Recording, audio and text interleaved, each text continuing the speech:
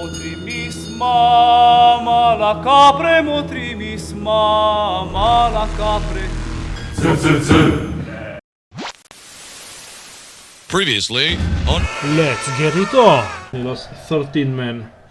Interesting number. And we will occupy the city, earning 500 monies. Oh my god, we are rich. The champion of Zalmoxis. His new moniker. And not to mention that he is recognized as a strategic mastermind. The taking of Sarmesagituza puts us in the poor and starving. Mount Kogaidon, she will have a fall from down the mountain. So here goes our monies. Guess we should remarry and waste even more money. The high priestess of Kotis. I guess no more children. So this is how potato-loving elves die. In the forest. We return you now to your regularly scheduled program. And welcome to an exciting new episode of Let's Get It On. This is finally July of 276. And look at this. Look at our wife 2.0. Doina, lovely Doina. She went to the Scythians, seduced them with her feminine wiles, her Kotis magic. And look, they have on the first try they gave us a generous tribute, I think in the form of like 5,000 monies. This is a great boon for our kingdom, because look, we only earn like 500 monies per month, so that's 10 times our annual GDP in the form of a gift. Thank you so much to the Scythians. We are now friends forever, BFFs. So let's already reward her with another mission to the Scythians. Send her again, and we should also reward her with an aged retainer to increase her gravitas. So next we should bring our Pope to do some poping. He's still on his way, but he can actually activate himself and help us with attacks. We'll stop patrolling here and actually cross into Segundum officially, so we can disband these two units of expensive mercenary, and they will join the local population, helping us increase our Dacian foothold into Pannonia. And what should we do with this army? I guess first of all we should rename it to the since we are living in sin, the true followers of Kotis, since Komikatsa did kill a pig. Yeah, this is supposed to be a wolf. Anyway, since he killed the official last remnants of the followers of Kotis, he will now assume the new role of them and seamlessly transition in the eyes of the Dacian population.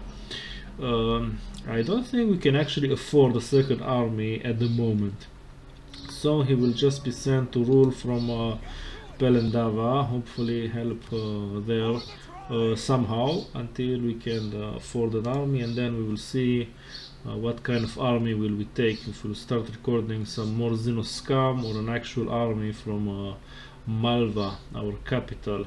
We should move our capital, but we can't really afford. I think it will cost us 5,000 monies.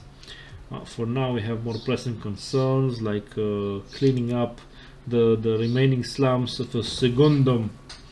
That will help us with food. Yeah, it will reduce the need for food by 2, which reminds me that we should at least move somewhat with our army here and patrol. For some reason they are not replenishing. It's probably because we are starving. And welcome to August and another success. Doina, wife 2.0, is excellent. She brought a horse friend with her, a horse master that will teach us how to ride, hopefully on horses. Or who knows, maybe she has totally corrupted the Scythians with her Cotesian ways. And yes, so anyway, this is good. Won't really help us, but why not? We will move our main army towards the enemy, because our next war target is still going to be those annoying Ervishchi who have masterminded us. Oh, and they're also replenishing. I think we might just spend most of the summer here to just replenish and then attack at winter, because we are sane like that. And look at this, we are no longer starving. Hip hip hooray! So I guess for the last time we will send our Queen Doina to the Scythians. And I just realized I sent the wrong woman. But that's the problem with having a wife and a lover who look the same.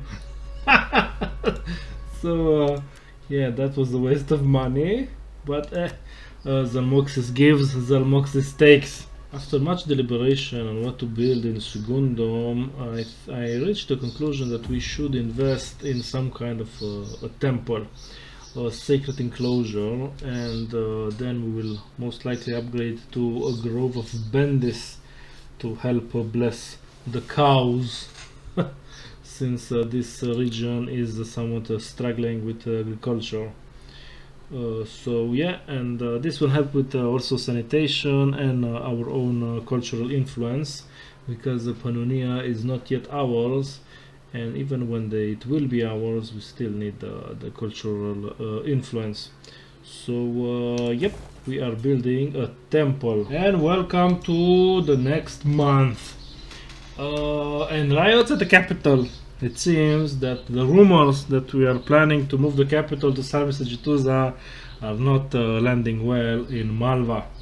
So a riot has started in your capital. You suspect that it was instigated by one of your other political parties. How do you react? Accuse in public, accuse in private, or crush the riot? I think Tarbus now feels the divine support of Zalmoxis, and he isn't afraid of anything, so we will accuse in public. Hopefully it won't bite us in the ass. Your diplomat has been wounded and returned empty-handed. Well, at least they didn't kill her. Yeah, so they didn't like this woman. They only want our wife, so we will send her to them, to the Scythians. This time, yeah, it was her and not her.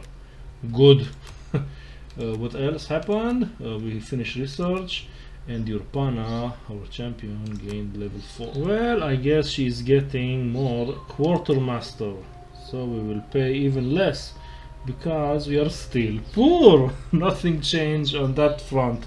We only got like a pittance, a petty pittance from the Scythians, and it didn't really solve our problems, but it sure as hell helped. So in terms of technology, we will continue our path into construction 1 to get the sweet minus 3% building construction costs. And we will continue with learning how to build on raised sites. So that will take us less than a year. I guess we are getting smarter. It's all of those academics in our faction. And look at this interesting turn of events. The lovely fury of Sabazios are once again, and behind them we have the dreaded Stone Crows, the army that is mocking us. They still exist. They are coming towards us. A fairly interesting army, kind of above average for a Celtic army. And I wonder what are their intentions. Are they they're trying to mastermind us once again, or they're on to us stealing their food? I'm tempted to attack them and take over a king, because that is the normal course of action. But we literally can't afford that. Not only because we can't afford the money, and we can't really afford, we can't afford the hit to... Yeah, that's work, but I will ignore that, because I have more important things to do. Hit to public order, because yeah, we can't afford that. And most importantly, we can't afford any more mouths to feed. So if we take a king, we will starve again. So we need to really take care of our food problems, and then only then think about going to war and taking over the Ervishche, which are our natural... I won't do a war council because we are in a very cold war with them. Well, the worst thing they can do is attack us on our land in the forest, where we have most of our advantages. Plus we are replenishing quite aggressively, so all is well. Even if they attack us, we will just bash them in, ransom them, and then start raiding their forces. Plus I am very curious to see how that random event, those political intrigues, actually mess us up. And welcome to October. I guess we were pushing it, sending them all kind of women to the Scythians, and eventually they basically said no thank you. We slapped your as is our way, we slapped your lover, and now we don't want even to talk with your queen, so thank you very much. We will remain cordial. A shame, because why not give us another gift? But you know, you can't have it all. And oh, thank God, nothing really bad. The accused party has lost some influence and is now on worse terms with you. The other parties seem to approve your direct approach. So yeah, let's see. Faction destroyed. The Dalmate. Well, that changes things. But first of all, let's look at the political situation. We are still overlooked, but at 44%. We used to be 36. So step by step, we are still at zero risk of civil war, but our main faction don't like us. Might have something with us throwing our queen off the edge of our holiest mountain, maybe, because she was a member of their party. You know, that's just how things roll. But but we still have the love of the racists and the crazies. So not everything is lost. Let's check the political situation. Who took over the Dalmate, the Daorsi? Doesn't really change much. At least it wasn't the Dardanoi, because the Dardanoi are bitches of the Odrysians, and our relationship with the Odrysians are complicated. Can we trade with anyone? How is the Scythians? Yeah, recent diplomatic ventures didn't help us. Can you please trade with us? Let's Hail Mary, no. But maybe the Arii, they also don't really like us anymore. Well, they never really liked us, but you know, money is money. We have wheat, we have copper. Yes, moderate. Come on. Yeah. Well, sad. And look at this. They came closer. I don't. Interesting. What can you say? This is a staring contest. Are they in range to hit? Oh, they are in range to hit our capital. No. They are plotting. They are plotting. So let's move slightly over here and patrol here. Now we are blocking them, I assume. Or no, they are in range to both of our cities. We should be blocking them. So yeah, I will assume we are blocking them, because we will remain here to patrol and to replenish, at least until winter. or until we have at least 5,000 in the bank or something. I don't know. We need money. We need money and food urgently. And welcome to November. The Cold War continues, but it got Thetis, our spy, who is heavily involved in the Cold War, in the staring contest of the ages. He leveled up because of that. So we will give him agent, because I want more line of sight from him.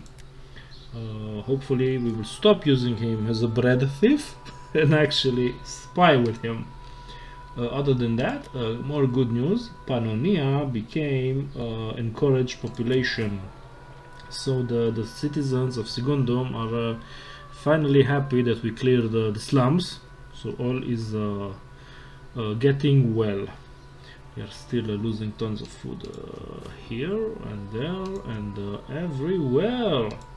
So yeah, we are not doing well on the food, but Garofitza is no longer injured, which means we can finally oh no, we can't. Oh, she needs one more gravitas to embezzle, but we will at least embezzle with our lovely wife. And 2,400. Lovely. How is that affecting our political situation? People like us less. Boo-hoo. We now have 6,000 money, so we will deal with the other slumish problem that we have in the poor city of Petrodava, the mining camp city. So first we will clear that, and next turn we will build another mine, I guess. We will see, who knows, maybe a meteor will hit us and spare us of this of our miserable existence. And welcome to the winter, to the new year of 275, which is celebrate in December for modding reasons. And it is winter, but lucky for us it is a mild winter in Dacia. So we are not only not starving, we're actually producing food, because we finally managed to build something in the name of, we cleared all the slums from Sigundum and brought, I guess, it's a field, it's just an enclosed land. We can't even afford to buy cows and put in that field, which is sad, but such is life. For now we do have money. It's always during the winter that we deal with the mines of Petrodava. We can't even build a second mine, silly me. So we will just build an enclosed land. Yeah, in half a year we will actually see it grow something. Yes, and we can still embezzle. Yes. And how is our political situation? Deteriorating. Lovely, but at least we have money, and it's not like we are stealing for us. We're literally stealing for the people. I would like to try and at least dismantle these lovely horses, and maybe also build a farm here in Samisza Getuzna, because it is the perfect according to our modifiers, the perfect farming province. So yeah, how is the army doing? We are not replenished. Oh, we are fully replenished. Oh, this is so tempting. Might just do one of them winter wars. Well, after one phone call later and some deliberation, I decided we will go to war. And before that we will hire, because I noticed there is one more of those yummy Celtothracian sellswords. So we will hire them, and we will declare war on the Erevishchi, finally, after a fairly long Cold War. And let's just take a brief look at their army. They have their king, the brainiac himself, King Elixir the Brain. He's fighting in a unit of naked skirmishers. a very interesting choice for a general's unit. They have those phalanx spearmen. They actually are trying to fight like the Greeks, which might be interesting because they are fairly heavily armored. And they also have some Alpine X-Men who are always nasty. And the rest are all kinds of spears. A Celtic Spear Warrior who are nothing to write home about, and the Levy Freemen who are quite powerful for a Levy unit. They have 2 horses and 1, 2, 3, 4, 5, 6, 7 short sword warriors. That's a lot of swords, and the rest are archers. 1 unit of peltas, similar skirmishers, and 3 units of youths. Interesting composition, fairly above average, what we are expected to do. And before we'll actually attack, let's bring, just in case something goes horribly wrong, let's bring Komaikatsa closer to here. Can he recruit something? He can actually, but let's wait with that. This still takes 2 turns. See what actually happens once we attack. In attack we will I will need to, yeah, let's declare war formally. We actually forgot to do that. They are quite friendly to us. Well, no more. Greetings, friend. We will declare war on you because we know what you did with the Pulii, and that you sent those Illyrians, those potato-loving elves, to take over Sigundum. So we will have your heads for that. Slightly in their favor. Gonna be an interesting fight. So see you in the next exciting episode of Let's Get It On.